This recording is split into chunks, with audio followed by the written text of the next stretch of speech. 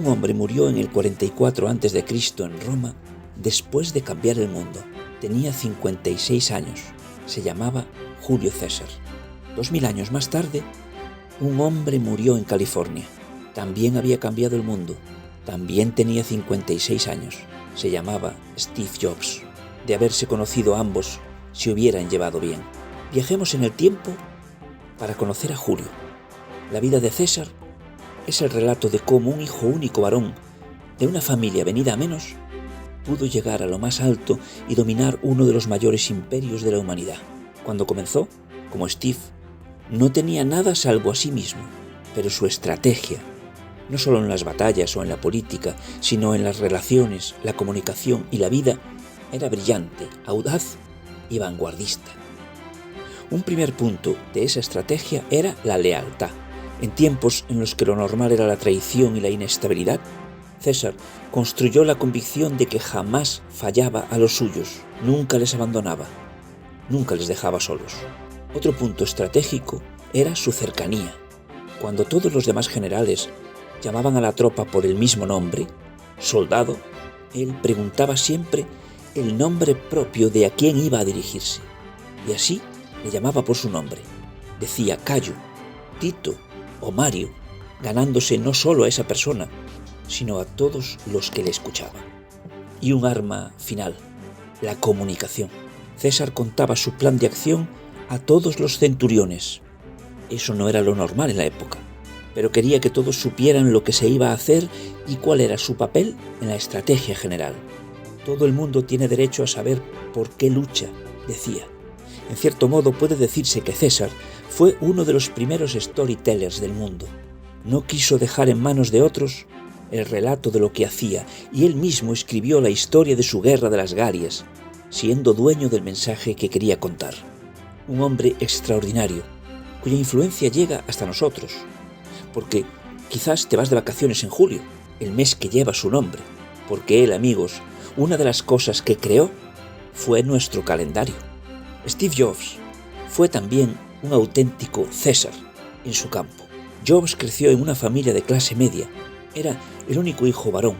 Su padre era maquinista de tren y su madre ama de casa.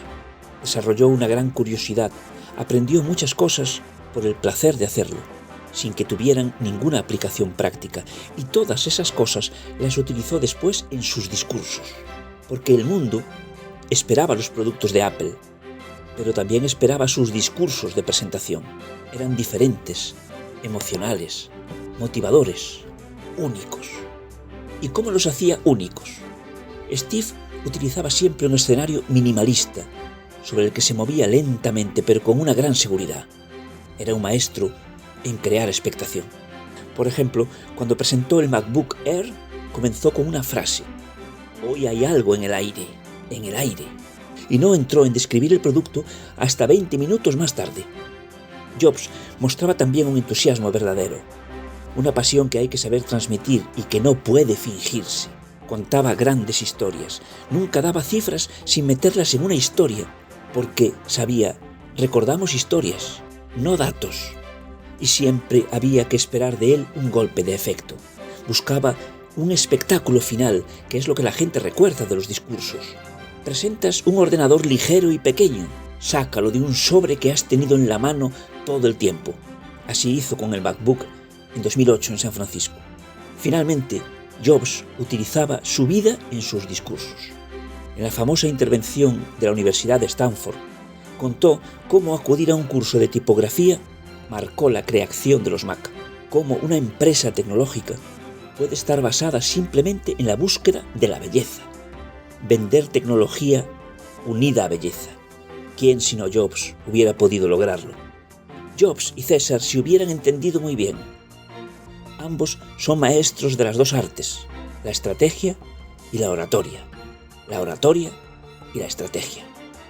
Y también por rechazar las fronteras de lo que es o no es posible, lo que es o no es razonable o alcanzable. Julio César dijo: lucharé por cosas que todos piensan que son imposibles. Y Steve Jobs dijo en un discurso: aquellos que están lo suficientemente locos para creer que pueden cambiar el mundo son quienes lo cambian. Julio y Steve, Steve y Julio, ambos lo hicieron. Ambos cambiaron el mundo.